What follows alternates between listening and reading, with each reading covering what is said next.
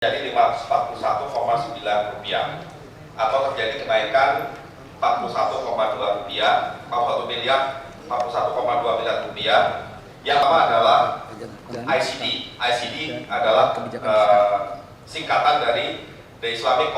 Per tahunnya kita menambah sebesar 9 miliar tadi, atau ada 53,3 miliar, atau ada kenaikan 26 miliar. EDB seperti Bapak Ibu yang mungkin sudah publik serta sektor energi. Yang ketiga adalah share, kita tidak menurun, itu bertambah menjadi sekitar 147, manajemen di sektor infrastruktur, transportasi terutama, serta sektor energi.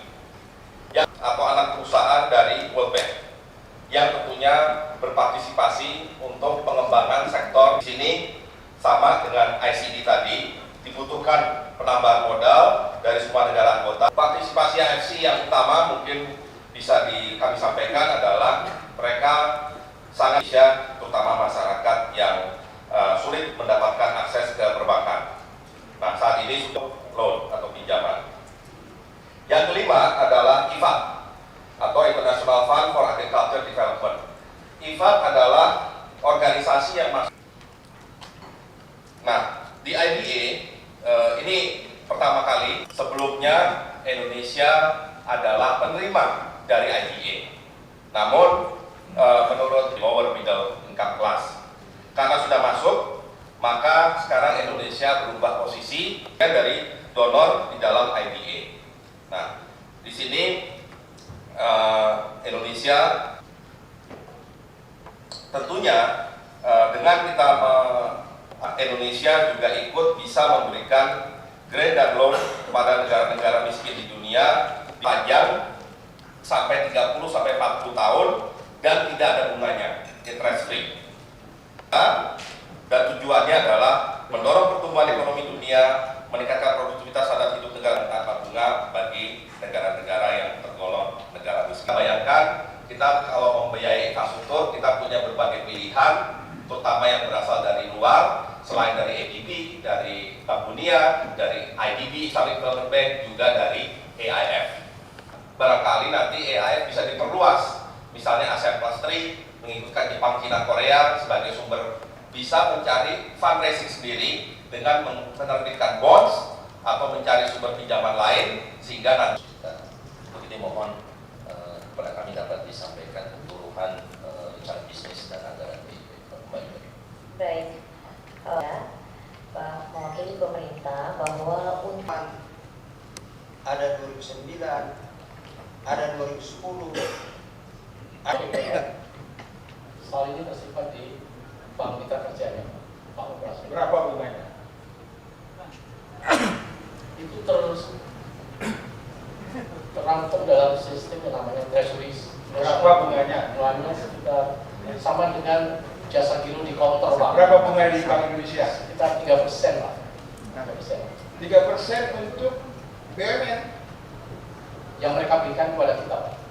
Jasa giro Pak, bukan bunga. itu kita harus bahas Pak. Berarti itu harus dibahas sendiri.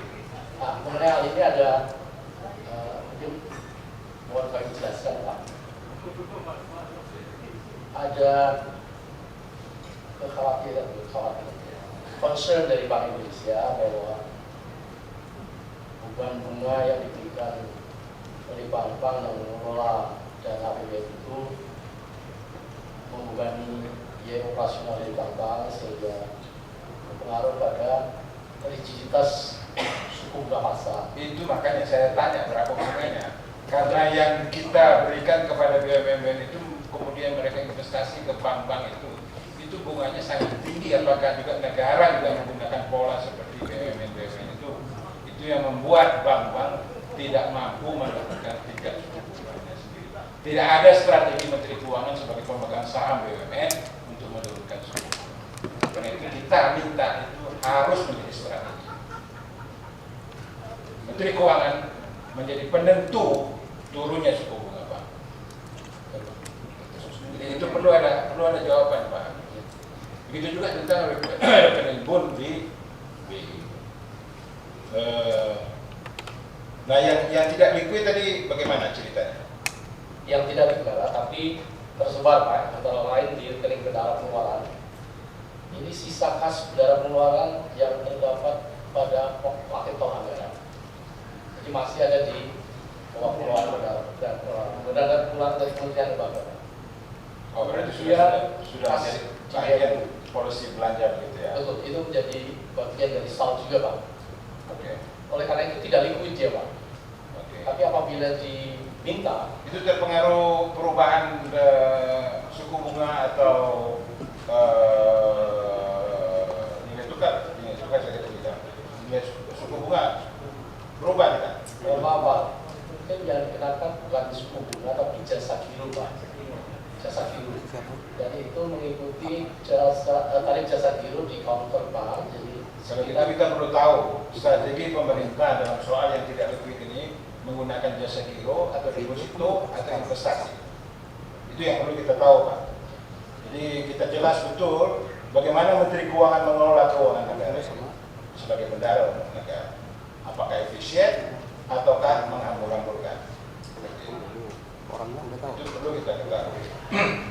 Tentang di BI tadi berapa? 6%. rekomendasi dari Bank Indonesia 85% dari SPB Pak.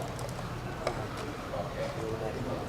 Itu sudah disetujui antara Bank Indonesia Sudah sama. ada MOU-nya, Tapi- akhir-akhir ini Bank. Tapi kita belum sampai ke DPR. Kami juga punya hak untuk mengawasi itu Pak. Baik Pak, nanti bisa kami Nah, lakukan. karena itu perlu juga dilakukan bagaimana mekanismenya dan apa kaitannya dengan strategi likuiditas di Indonesia. Itu tentang SAL. Kemudian yang ketiga tentang lembaga negara berapa. Itu cuma disebut contoh-contohnya saja. Di tiap-tiap lembaga negara itu kita minta supaya ada rincian proyek masuk ke kita, masuk ke negara lain berapa. Dan kemudian kita bisa hitung. Kita mendapat sedikit ataukah kita mendapat cuil-cuil dari itu, tapi kita memberikan besar. Apalagi ada pernyataan Menteri Keuangan, kita akan memberikan pinjaman kepada IMF. Dari mana itu uang? Saya katakan sama beberapa media, harus mendapat persetujuan DPR. Saya ingin tahu. Yang kita sudah hampir sepakati, sebelum pemerintah melakukan komitmen tanda tangan dengan pemerintah luar negeri atau multinasional apapun, dia mesti datang dulu ke DPR. Sekali lagi berarti kami dijebak oleh pemerintah. Kalau itu betul, pemerintah membuat komitmen dengan IMF tanpa sepengetahuan DPR. Karena itu mesti masuk pos belanja APBN. Karena APBN itu mesti disetujui DPR. Saya mendengar katanya Menteri Keuangan akan mengeluarkannya melalui devisa. Devisa mana itu? Apakah pemerintah mengurus devisa? Ada non-budget converter. Mungkin koran salah kutipkan.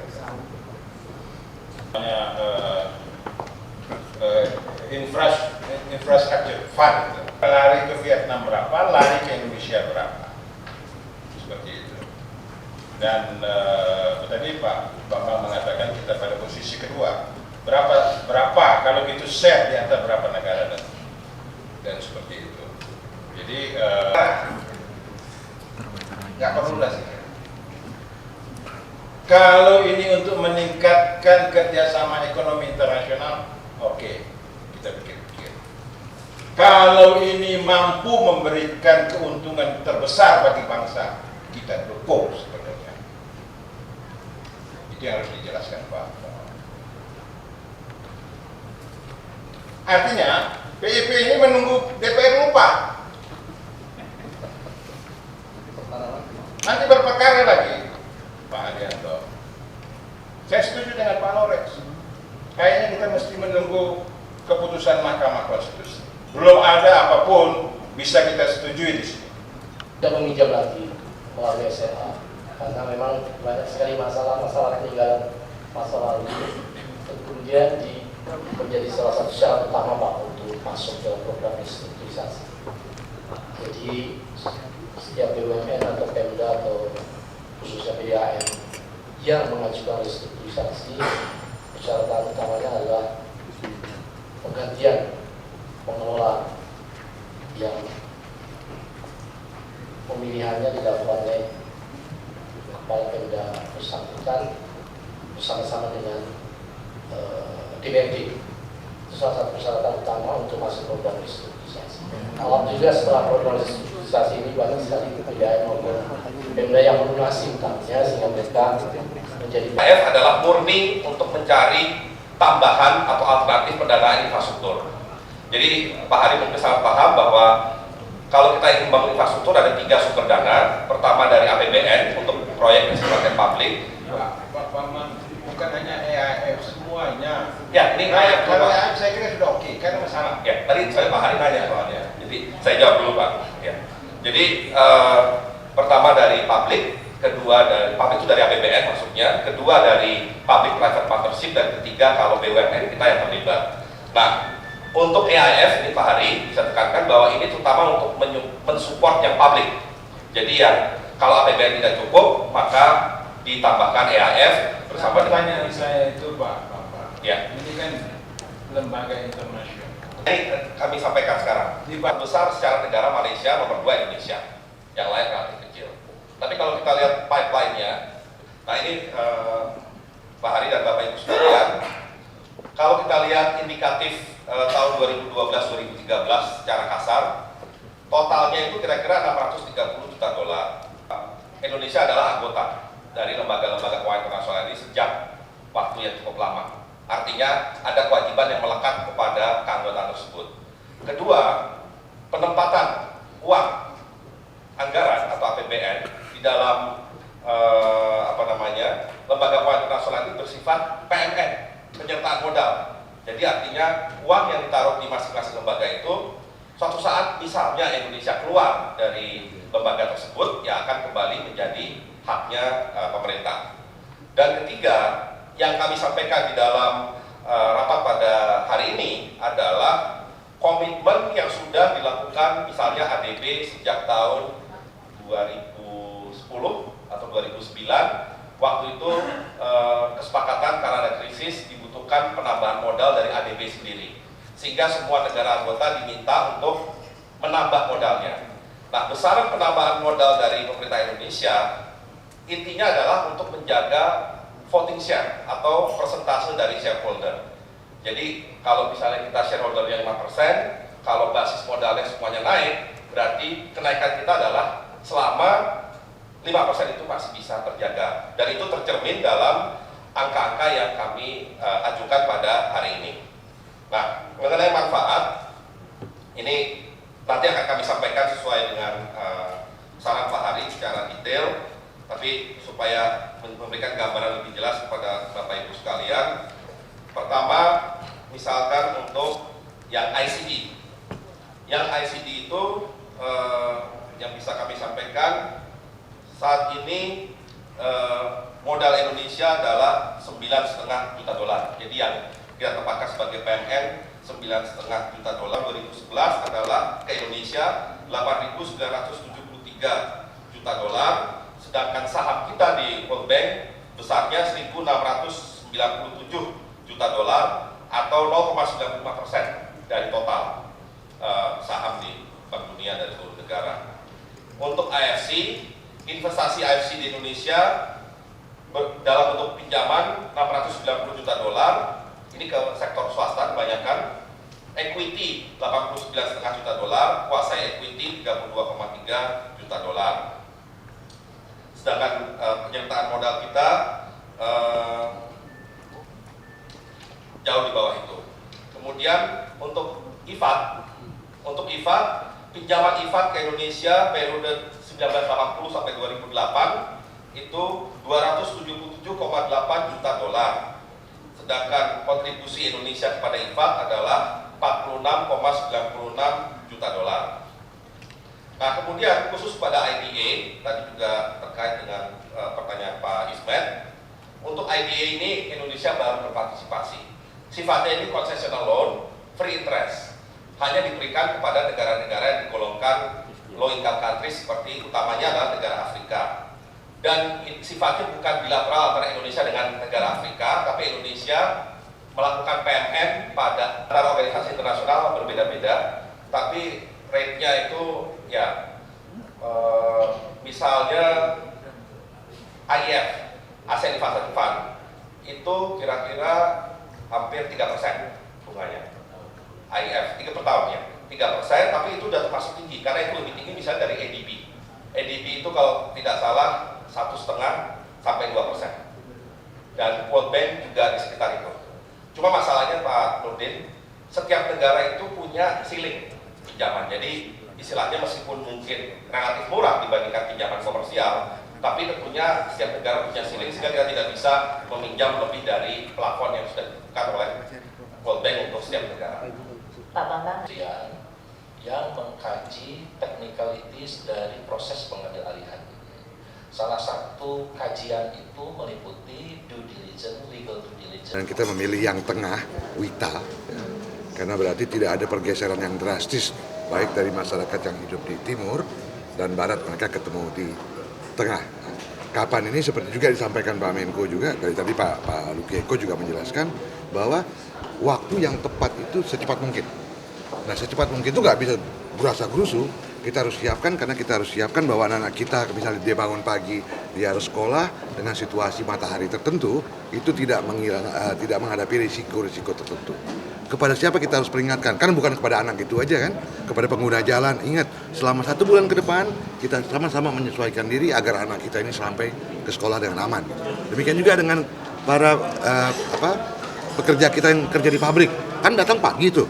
Kalau datang pagi kan biasanya datang pagi dia jam 6:30 dengan matahari 6:30, tapi sekarang dia 6:30 dengan matahari 5:30.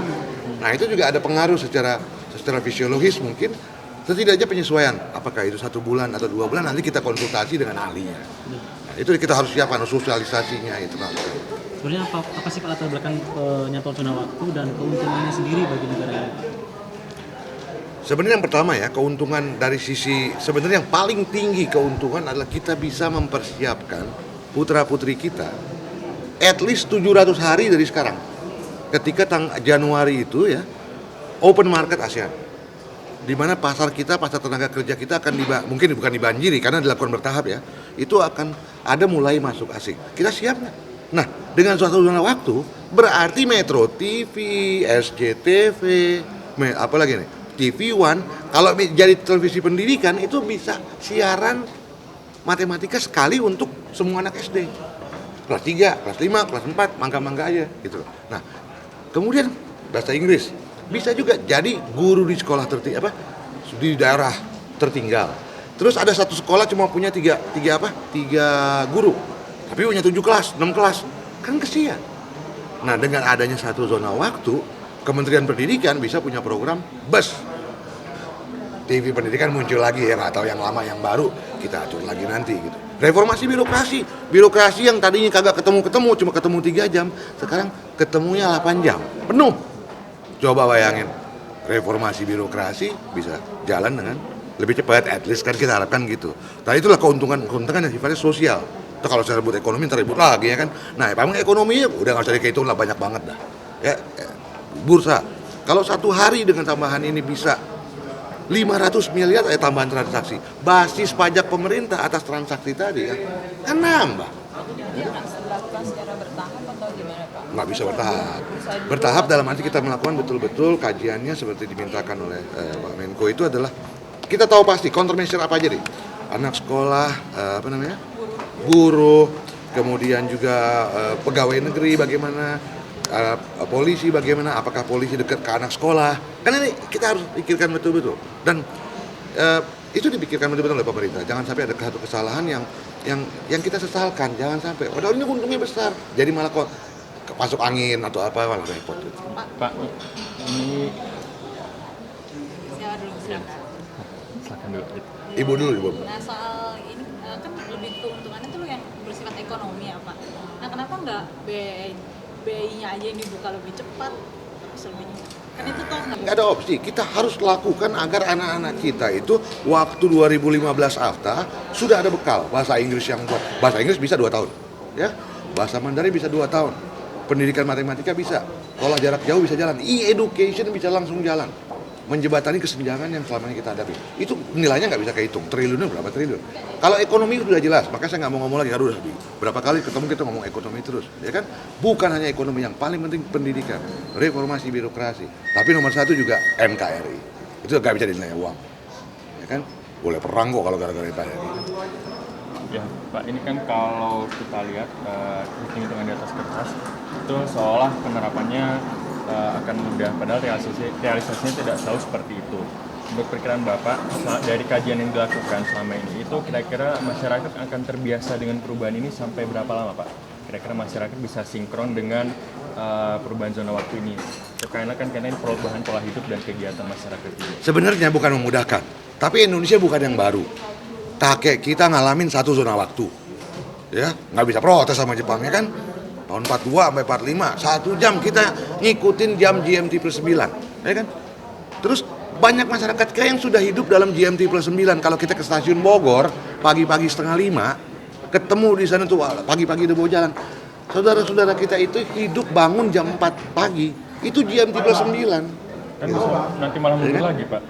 Kenapa?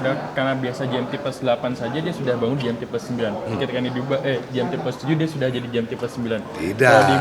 Kita bisa mengatur bahwa matahari kan yang kita maksimalkan kan matahari ini, cahaya matahari, ya kan? Mereka bisa kita pulangnya bisa lebih cepat atau apa? Disitulah letaknya. Karena ternyata menurut penelitian sore hari jeda matahari ini banyak yang bisa dilakukan, belanja ke supermarket, belanja oleh oleh komunitas masyarakat, tidak menunggu malam, karena jam 6-nya masih jam 5 kan. Nah, lebih banyak faktor produktif bisa dilakukan dengan adanya matahari yang secara fisiologis. Tapi bukan saya ngomong, itu penelitian di Amerika Serikat ngomong seperti itu. Jadi sebenarnya secara manusia sudah banyak kita mengalami ini.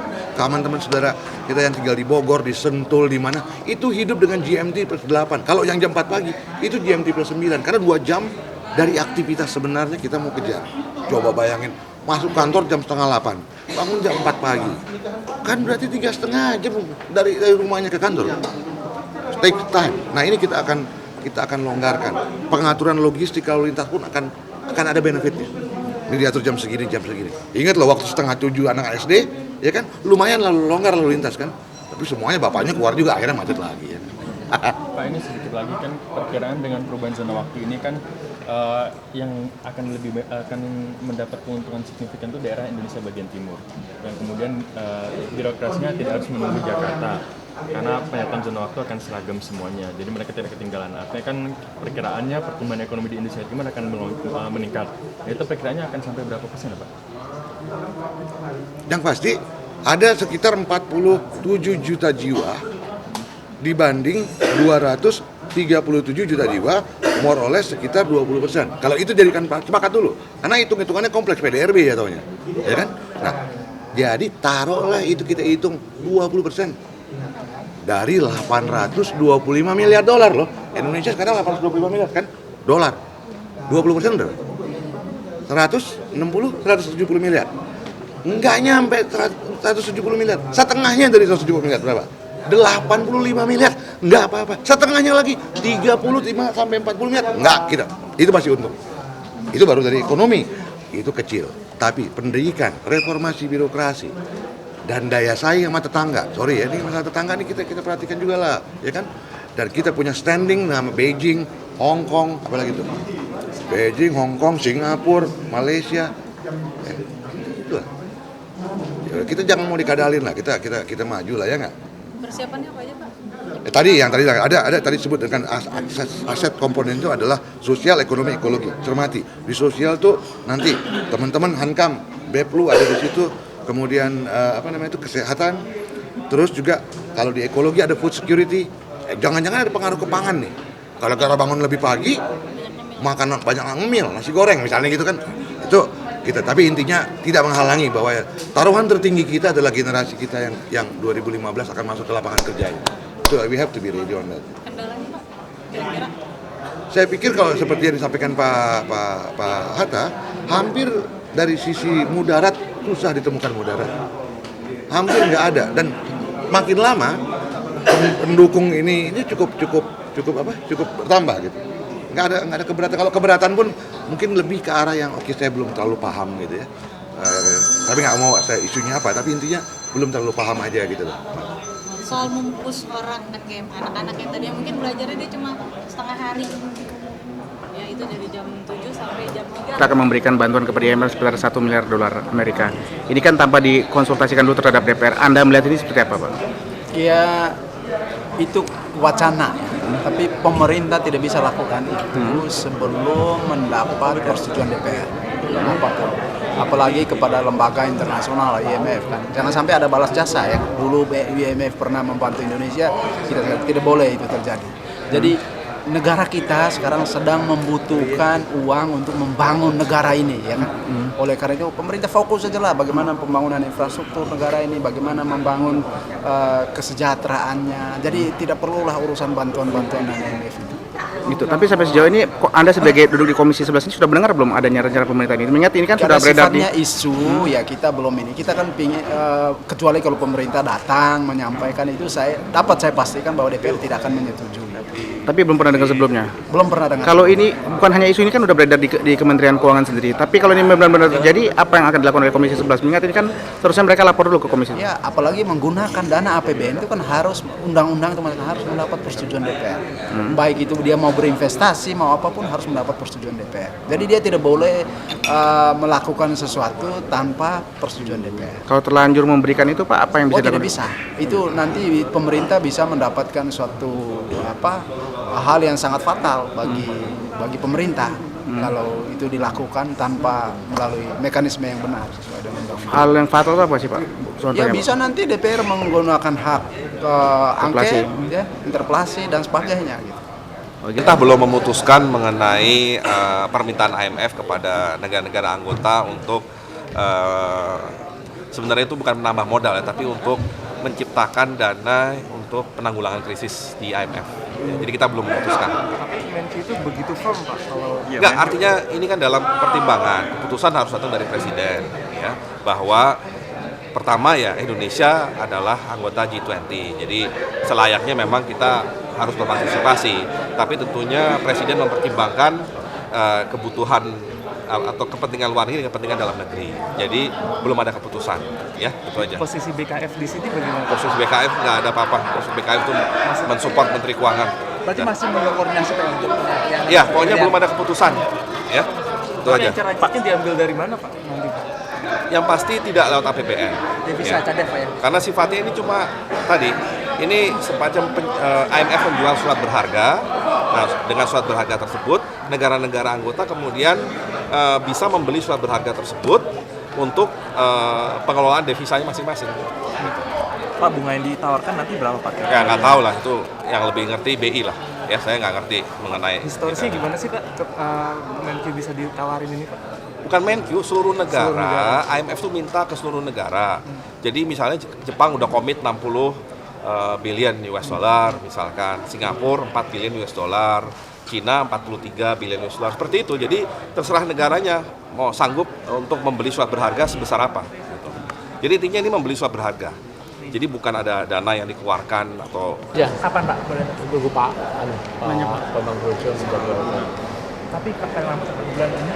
Ya bulan ini harusnya, Juli ini. Juli ini. Kamera Pak. Yang paling memberikan ini? Yang paling melonjak itu banyak modal. Banyak modal ya. Sampai berapa? Soalnya saya nggak bawa angkanya. Dan lagi mending nanti setelah konferensi pers itu Pak Menteri sendiri yang ngomong. Saya nggak mau mendahului itu aja. Ya. Ya Pak, terima kasih Pak ya. Sebentar Pak. Berapa besar sih Pak pengaruhnya itu? Itu bukan penempatan sebenarnya. Bank-bank, bendara-bendara pengeluaran kementerian lembaga itu kan membuka rekening di bank-bank untuk menyimpan atau menempatkan dana-dana APBN yang menjadi pengeluaran mereka untuk belanja-belanja dan sebagainya. Nah, penempatan itu dalam bentuk rekening giro. Nah, oleh karena itu dana-dana itu diberikan jasa giro oleh bank. Nah, jasa giro itu sekitar 3%, antara 2-3% sesuai dengan counter tarif counter bank masing-masing. Nah, konsen BI itu ada sinyalemen karena membayar bunga atau jasa giro ini menyebabkan suku bunga yang dikenakan oleh bank kepada nasabahnya itu nggak bisa turun-turun, masih tinggi gitu. Padahal apa hubungannya? Kita kan hanya 3% jasa giro pulang. Tapi besarnya berapa Pak yang ditempatkan di bank-bank itu berapa totalnya? Kecil tadi hanya berapa, di lapangan saya kan ada itu yang di Bendara Pengeluaran, nggak sampai 2 triliun. Yang namanya untung gede itu juga terjadi di 20 menit sama tergantung sih, kalau lagi ada statement agak kencang bisa 30 menit kencang. 100 triliun itu bukan pajaknya, basis transaksi. Kalau naik 500 miliar, PPh-nya berapa sih Bu? Kalau ada stock exchange, saya lupa nih berapa. Kita punya 20%. 20% kan? Stok, untuk stok. Nah, kalau 3% atau berapa fee-nya kan ada, ditambah pajaknya berapa kecil. Tetapi kalau dari 100 triliun kan lumayan buat makan sehari-hari Pak.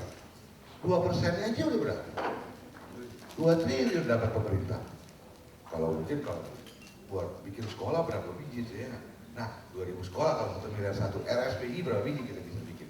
Nah, itu satu. Jadi bukan 100 triliun pajak ya, tapi 100 triliun basis transaksi yang masuk ke dalam transaksi harian itu dapat dikenakan sebagai pajak. Penggunaan devisa ini Pak untuk pinjaman ke IMF ini sebenarnya dibenarkan nggak sih Pak? Tidak ada. Pemerintah itu tidak mengelola devisa. Yang mengelola devisa itu Bank Indonesia. Jadi pemerintah cuma mengelola APBN, dan kalau APBN berarti dia mesti mendapat persetujuan DPR. Karena itu pinjaman yang 1 miliar kepada IMF itu harus masuk ke dalam nota keuangan presiden nanti 16 Agustus 2012 nanti untuk APBN 2013 itu mesti masuk.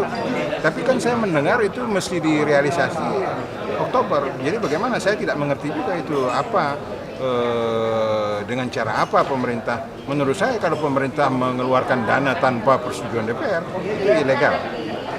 Dan itu bisa dianggap sebagai merugikan keuangan negara, dan itu subjek kepada law enforcement. Tadi Bapak bilang dijebak, maksudnya apa sih Pak? Apa? Pas Bapak bilang dijebak itu maksudnya apa sih Pak? DPR merasa dijebak? Oh, kita sudah bicara dengan pemerintah bahwa kalau ada komitmen-komitmen luar negeri yang direncanakan, itu tidak tiba-tiba. Kemudian tiba-tiba pemerintah itu melakukan kesepakatan internasional yang melibatkan dana negara yang kemudian disodorkan kepada DPR. DPR kan di fait accompli kalau begitu. Harusnya perencanaan itu matang disusun sebelumnya. Salah satunya dengan membicarakannya kepada DPR. Sehingga kita juga bisa memperkirakan bahwa nanti dalam satu pertemuan internasional yang kita ingatkan, kalau misalnya kita setujui, tapi dengan syarat-syarat seperti ini. Kalau syarat-syarat seperti ini kita tidak setuju. Itu yang saya sebut pemerintah seperti fait accompli DPR. Prinsipnya tidak ada penjelasan apapun. Anda mau DPR seperti itu?